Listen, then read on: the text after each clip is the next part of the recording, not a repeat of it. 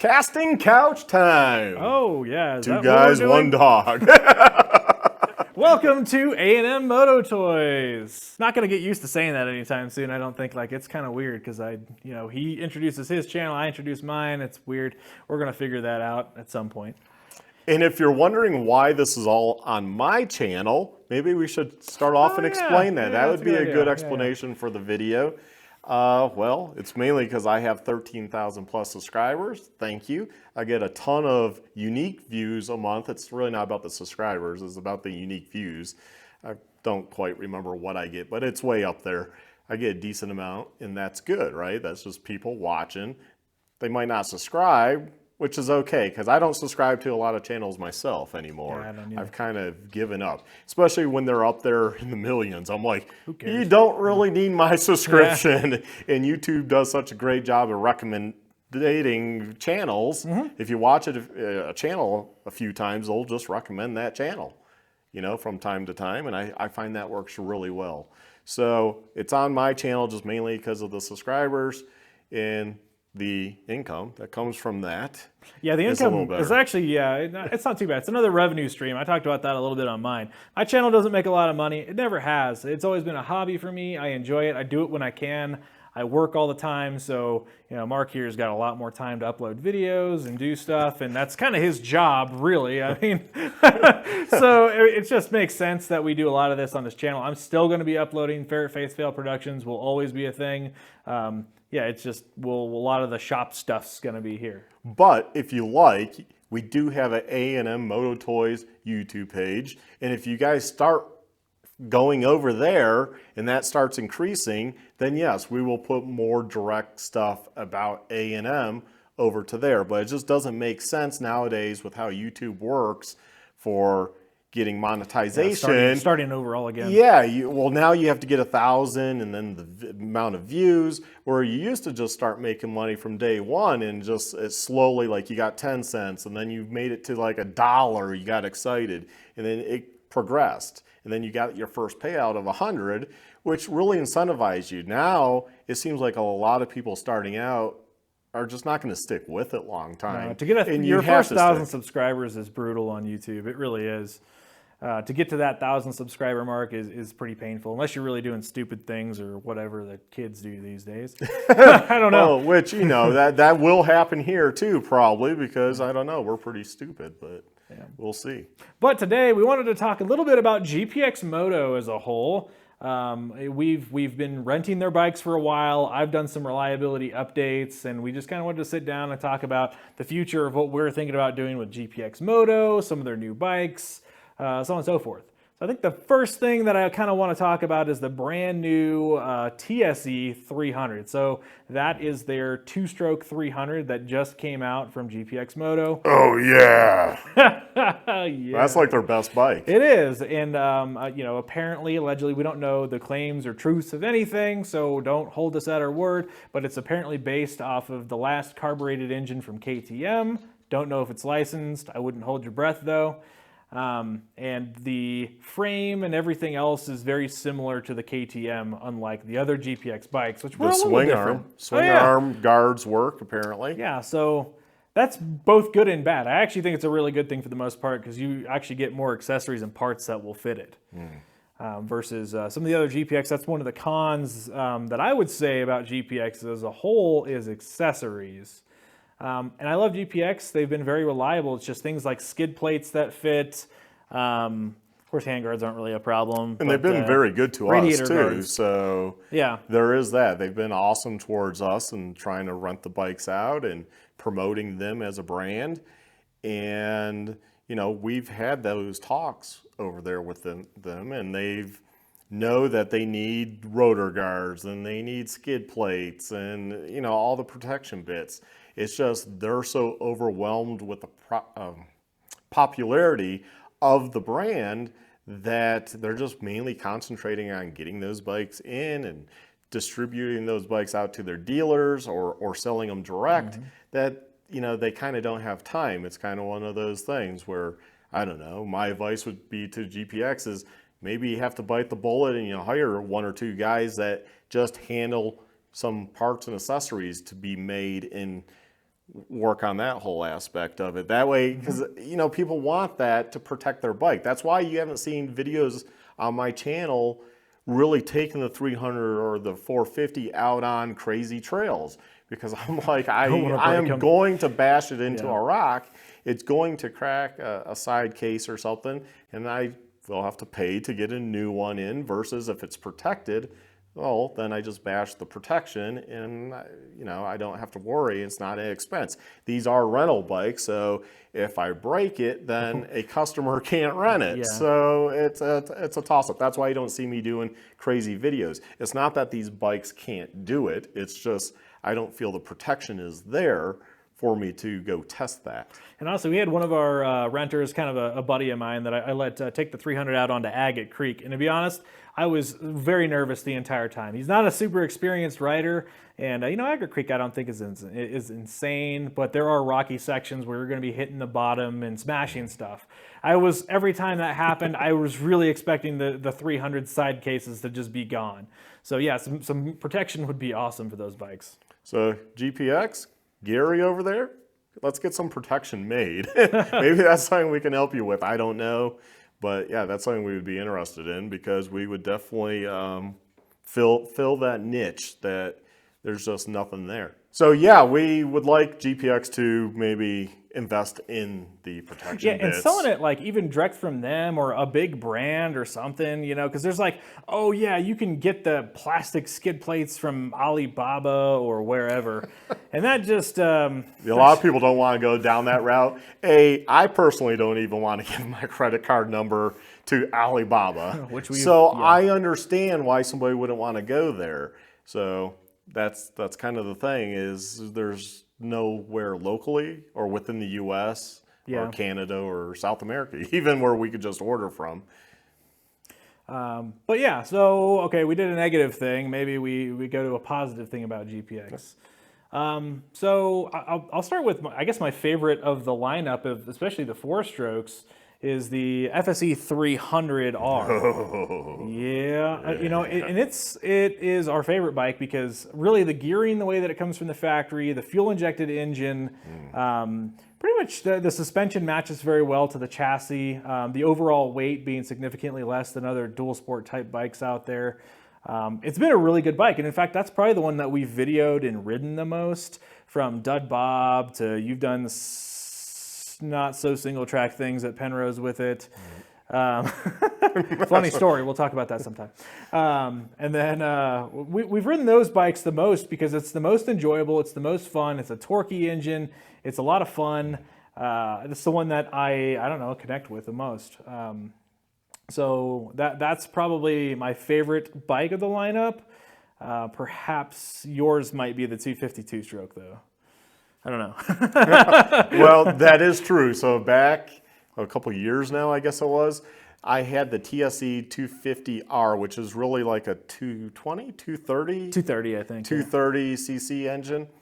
And it was awesome for the single track and what have you. Again, the protection was an issue, but I felt being a 2-stroke, I was just going to go do that stuff. And it was a lot lighter than these 4-strokes, like the 300 and the 450. And probably even as light or lighter than the 250E. It's probably about the same as the 250E. About the same, yeah. But my favorite bike is, for a 4-stroke, is also the 300R. And the reason being is, just like Aaron said, I look at these as dual sports, the 4-strokes. And that seems to be the best gearing from the factory. And the engine works great. It starts right up when it's cold. Like when I loaded that bike this morning to bring it down here to the business. Same. It was like 15 degrees, I think, is what they were saying. And I couldn't just manually push it up the ramp. There was snow and what have you. I didn't feel like running, slipping, and dying on the ramp. I thought that would be silly in the morning, calling Aaron and be like, rescue me. His wife had already left the house. Yeah. So I started up, and I hadn't started that bike in a month, probably 2 months even. And it started right up, and I idled it up the ramp, and I was good to go. I was actually surprised, and I like that about the bike. It starts. It does have a Kickstarter too as a backup, which a lot of European bikes don't have anymore. Like my Beta, I've had problems with the battery on the trail, and I have to push it or jump it, and that is kind of annoying. They do sell a Kickstarter kit, but then that's like, I don't know, $600-800. I forget the price, but that's something you have to install afterwards, and so most people don't because it's an added expense. Versus charging me extra $200 when I get it, then I'd probably pay that just to have it, because us trail riders, I mean, we're not on a closed course. Sometimes every ounce of weight doesn't matter. We've all been tricked into this thing that every pound of weight is super detrimental to your riding, and that's just not the case. I've seen guys on 890s doing slick rock and Moab and stuff. It all has to do with your personal skill and how you manage your riding, and then heck, most of us could probably stand to lose 10 pounds. Then you can put that skid plate on there, I got a baby here. So weight's not everything when it comes to the bikes. It's just when we get tricked into that stuff, we like to put the numbers out there. Of course, we always say that the GPX bikes are lighter than their Japanese counterparts because people want to know. I think people make too big of a deal. What really matters over the Japanese bikes is that they're almost the same quality, and in most regards, they have more power. The suspension is fully adjustable, cartridge forks with clickers and stuff, and they actually work. You don't see that on a KLX 300. DRZ 400. Yeah, DRZ 400. Not even a talk about that one. That it's thing's carbureted. really heavy. Still, it's 5 gears. It's 3. That one is too heavy, and where the bike's weight sits matters too. But so there's just a lot of things that GPX I think has done pretty well in their entire lineup. And then now with this new 300 two-stroke, we're thinking about adding one to our rentals, and that's kind of why we're talking about this a little bit. Is that to get your guys' ideas and thoughts about having the 300 TSE around, as well as we were waiting a little bit to see if they were going to have major problems or things were going to be an issue. So that's still kind of the case. So far, it looks like the preliminary is very good. It's one of the few companies that right away said, hey, there's a problem. You're getting your bikes. People are literally getting their bikes. Look for this problem. If you have this problem, we're going to take care of you. Yeah, they were sending out how new many engines. companies do that, right? Are you going to hear right from KTM or the head of Beta or the head of whoever? No. I mean, GPX was really on the ball with that. Yeah, and I think that's important too. A lot of people concentrate on, it's Chinese bike. What really matters is if the company is going to stand behind their product, if they're going to take care of their customers. And that's more important to me than a lot of other things. Every bike that's ever been made, there's been defects, there's been problems. God knows, with my DRZ 400, they still have stator problems. It's been the same issue for 20 plus years. And they have never fixed it. They don't care about their customers. And KLR 650, yeah. The doohickey. The doohickey. I mean, I still think that's a thing. Or people say you should change it just to be on the safe side. Yeah.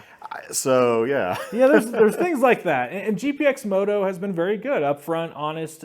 They've sent us replacement things. We had some shipping damage on the 450, and then we had the intake boot crack. They redesigned it, sent it out. So talking to GPX is good. Now, the only downside of talking to GPX is, as we talked about, I think they are insanely slammed. They do not have enough employees, and I think they're kind of overwhelmed with how many people are buying bikes right now. So sometimes it can be a little bit of a waiting game to get a hold of them. And I'd say just be a little bit patient. They are a small company. They really truthfully are. And they do even fly over to China to quality control directly at the factories if there's any problems. So that's another thing that, to get that kind of involvement. They're not just a company importing these bikes and throwing them out into the wild and will never answer your calls ever again. And that's like Teo and... all those Amazon bikes you can buy from China, or a lot of them come through Texas, the importers and stuff. And believe me, I contacted a bunch of them way back, and I never heard a peep. And that was like, hey, can I just get a discount because I want to do YouTube videos? They don't want you to do YouTube videos because they know there's going to be issues, and you can't get the parts here. They don't have the parts. And they don't want to hear from you again. And I'm not saying we won't get one to play with, because I would still like to see one in the flesh. But would I put a runner on it? No. Would I sell it? No. Yeah. For video content, you've seen other channels do it. Yes, it makes sense, right? Because how good are they? It seems like it's pretty hit and miss. You see YouTubers that are like, hey, this is the best thing since sliced bread. I mean, I don't know that YouTuber skill level. Are they a real rider, or did they just get into riding and this is better than their little 80cc dirt bike that they just had growing up on?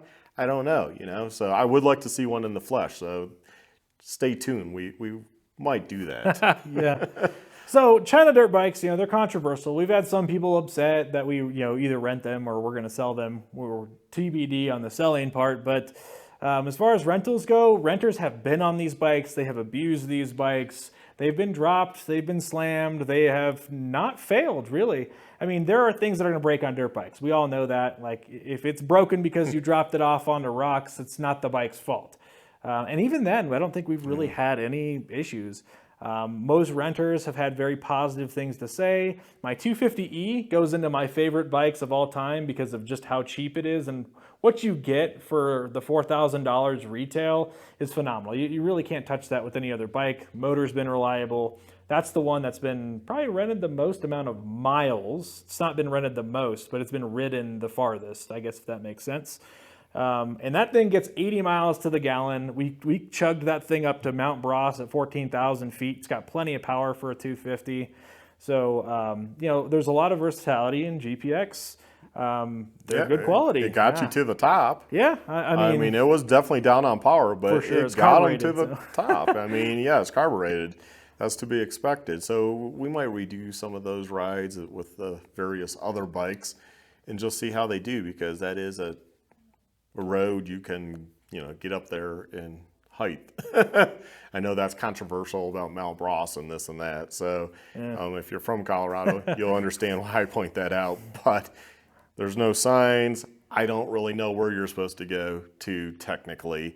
The maps are all different, Coatrex to a paper map. So that's to be debated. But if there's a sign, we will stop. But yeah, we'll get shot. But we will use something like that to test the bikes. You know, kind of a control where we take the bikes to the same area, try them out, and see what we think. And that goes for like when we're on single track too. We have some local single track called Captain Jack's. So take the bikes over there. You know, we kind of know how Captain Jack's flows, how it should be on a bike, on like, you know, a Beta or a Rayehu. And, you know, you take one of these, how does it do? You know, is it heavy in these areas or does it feel okay? That's the type of stuff we'll try to bring you. But yeah, hopefully if you're looking to buy a GPX Moto, you know, this can give you an idea of what we're doing. We've owned 5 of them total. They've been good bikes. There hasn't been many downsides aside from, like we said, accessories.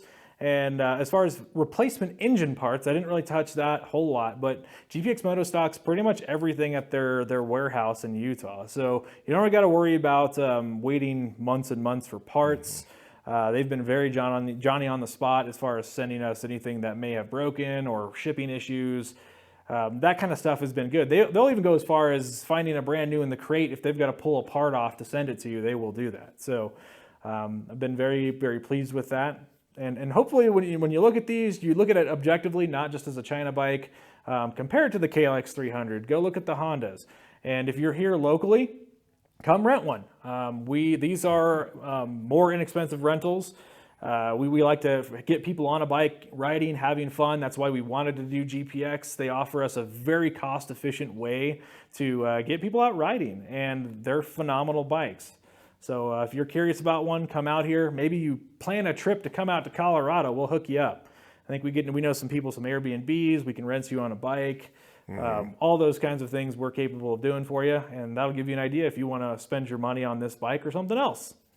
And we don't really sell GPX at this time, or I don't know, in the future or not, to be determined on that. But we'll definitely point you in the right directions if you are interested in getting one. So, yeah. I think that's it. Yeah, I think that's it for this video. So hopefully you guys enjoyed. We both usually do outros, so we're both like, who's doing it? It's confusing, man. Well, yeah, I love these bikes. Well, guys, thanks for watching. Be sure to subscribe and keep up with us, and we will catch you in the next one. A&M Moto Toys out. Take care. Bye.